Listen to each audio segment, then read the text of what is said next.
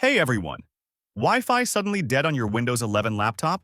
No network showing, can't connect, or stuck on no internet? Don't worry. I'll show you 4 quick fixes that solve about 80% of Wi-Fi problems. No advanced tech skills needed. Let's get you back online fast. Fix number 1. Quick basics. Check first things first. Restart your laptop and your Wi-Fi router. Check if your phone can connect to the same Wi-Fi. If it can't, the issue is likely your router or ISP. Check airplane mode. Press Windows plus A, turn airplane mode. On, wait a few seconds, then turn it off. Simple but surprisingly effective. Fix number 2. Run Network Troubleshooter. This often fixes things instantly. Press Windows plus I, go to System, Troubleshoot. Other troubleshooters. Run network and internet connections. Follow the on-screen steps. Let Windows fix itself.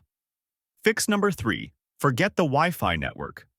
If you see your network but can't connect, click the Wi-Fi icon. Right-click your network. Forget. Turn Wi-Fi off. Wait 5 seconds, then turn it on. Reconnect and re-enter the password. This clears corrupted or stuck settings super fast. Fix number 4. Restart the Wi-Fi service. This is a big one for sudden drops. Press Windows plus R. Type services.msc. Press Enter. Find WLAN autoconfig. Right-click. Restart or start it if it's stopped.